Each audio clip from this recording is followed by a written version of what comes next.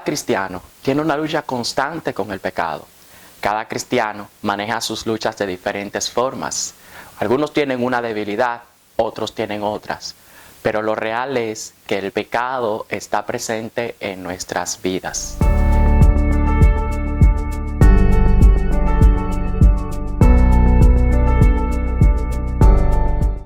Aunque nosotros hayamos sido redimidos por el Señor, aunque nosotros hayamos sido justificados por nuestro Señor Jesucristo, aún no hemos sido glorificados. Y por eso nosotros tenemos esta lucha constante con el pecado. Es una lucha que nosotros no queremos, es una lucha que nosotros no nos sentimos orgullosos de tener. Sin embargo, es una lucha que es real en nuestras vidas. El pecado se aprovecha de dos cosas. El pecado se aprovecha, como dice Romanos 7, de dos cosas. Vamos a ver en Romanos 7, el verso 11, que dice: porque el pecado, tomando ocasión por el mandamiento, me engañó y por él me mató. De manera que la ley a la verdad es santa y el mandamiento santo, justo y bueno.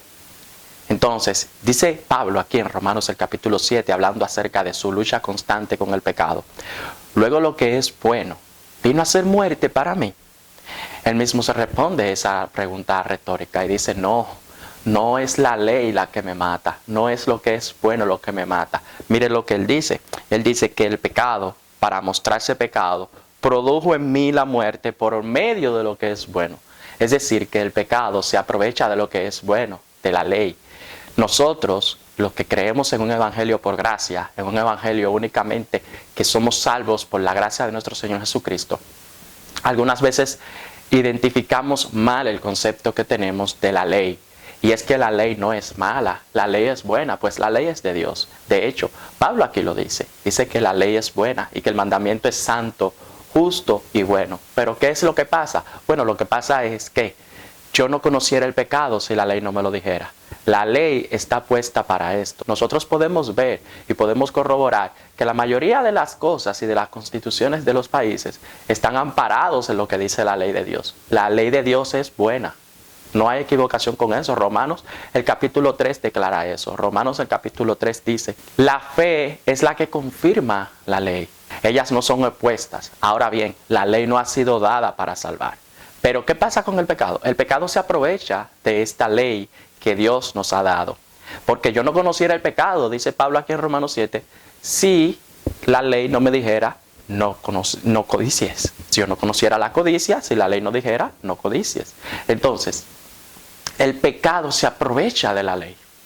Se aprovecha de la ley, se aprovecha de ese mandamiento santo, justo y bueno que Dios nos dio. Y Él se aprovecha de eso. ¿De qué más se aprovecha el pecado entonces? En el versículo 23 del capítulo 7 de Romanos dice: pero veo otra ley en mis miembros que se rebela contra la ley de mi mente y que me lleva cautivo a la ley del pecado que está en mis miembros. El pecado también se aprovecha de mis miembros, se aprovecha de mi cuerpo, se aprovecha de mis ojos, se aprovecha de mi lengua, se aprovecha de todo mi cuerpo, de mis oídos, de mi boca, para poderse mostrar pecado. El pecado, para mostrarse que es sobremanera pecaminoso, utiliza la ley y utiliza mis miembros para mostrarse pecado. Y es una lucha constante que tenemos contra el pecado por eso, porque Él se vale de esas dos cosas, utiliza esas dos cosas para mostrarse pecado y para inducirme a mí a pecar. Eso es una realidad. Él se vale de estas dos cosas. Ahora bien, nosotros como creyentes en Cristo no debemos pecar, no debemos sucumbir ante el pecado. Dice en Primera de Juan, el capítulo 3, en el versículo 4, que nosotros no debemos pecar, que si nosotros hemos amado al Señor, si hemos conocido al Señor, mire lo que dice el versículo 4 de Primera de Juan 3, todo aquel que comete pecado infringe también la ley, pues el pecado es infracción de la ley.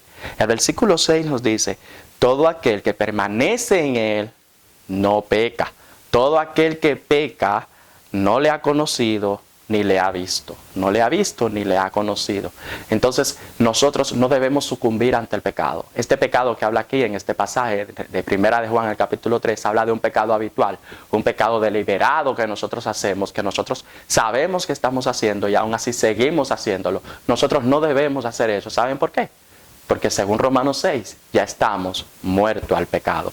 Y como estamos muertos al pecado, nosotros no somos esclavos del pecado. Ya nosotros somos ahora esclavos de la justicia, somos esclavos de Cristo. Y Cristo nos dio el poder para eso. Nos dio su Espíritu Santo que vive y habita dentro de nosotros para nosotros poder competir en esta lucha que tenemos contra el pecado, para poder decirle no al pecado. Tenemos los medios para decirle que no al pecado. Primera de Juan 3:8 dice claramente que el que practica el pecado es del diablo, porque el diablo peca desde el principio y para esto apareció el Hijo de Dios, para deshacer las obras del diablo.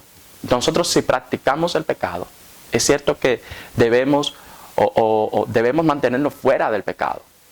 Ahora bien, por alguna u otra razón pecamos, porque no hemos sido glorificados. No hemos sido glorificados aún como nuestro Señor Jesucristo. Sin embargo, cuando ese pecado se convierte en una práctica, y me explico, cuando ese pecado yo lo tomo como si fuera que yo voy al gimnasio todos los días, como si fuera que yo voy al play a practicar todos los días, entonces yo tengo inconvenientes, porque la palabra de Dios es clara y dice que si yo practico un pecado, soy del diablo. Entonces, cuando yo me veo inmerso en un pecado, cuando yo deliberadamente accedo a un pecado, entonces dice la Biblia que yo soy del diablo. Por eso el creyente no debe practicar el pecado, no debe hacer de un pecado una práctica habitual en su vida. No debe ser posible porque ya somos muertos al pecado. Si somos creyentes en Jesucristo, si somos redimidos por la gracia de Cristo, ya nosotros no somos dependientes del pecado. Hemos muerto al pecado. ¿Que tenemos esta lucha? Sí, la tenemos, porque aún no hemos sido glorificados. Aún no somos glorificados. Sin embargo, nosotros podemos tener dos buenas noticias en este pasaje de Romanos, el capítulo 7. Podemos tener dos buenas noticias. Y es que la primera es que Cristo vino para deshacer esas obras del diablo, como dice en Primera de Juan, capítulo 3, versículo 8. Y Romanos 7 es claro. Romanos 7 también nos dice en el versículo 24, miserable de mí, ¿quién me librará de este cuerpo de muerte? Es decir, ¿quién me va a librar de este cuerpo de muerte? Sin embargo, el 25 viene y nos dice, gracias doy a Dios por Jesucristo nuestro Señor. Así que yo mismo con la mente sirvo a la ley de Dios, mas con la carne a la ley del pecado. Es decir, que yo con mi mente quiero servir a Dios, pero el pecado se vale de mis miembros para servir al pecado. Sin embargo, nosotros damos gracias a Dios por Jesucristo, porque Jesucristo nos ha librado de este cuerpo de muerte. Una vez seamos glorificados, nosotros vamos a vivir sin pecado. Gloria al Señor por eso. Otra buena noticia que tenemos es en Romanos 8:1, ahí mismo en el contexto del pasaje. Dice, ahora pues, ninguna condenación hay para los que están en Cristo Jesús. Los que no andan conforme a la carne, sino conforme al Espíritu. Nosotros tenemos una vida nueva. Segunda de Corintios 5:17. Tenemos una vida nueva. Y esa vida nueva nos invita a andar en vida nueva, dejando las cosas que son del pasado, según Colosenses el capítulo 2 y el capítulo 3.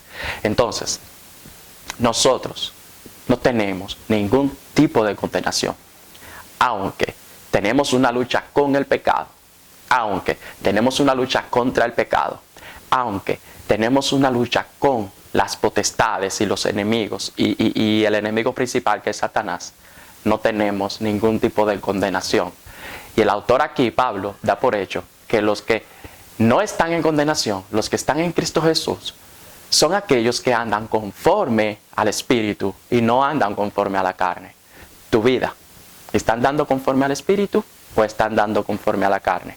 Recuerda que es una evidencia de que somos salvos, de que no tenemos ningún tipo de condenación, andar en el Espíritu.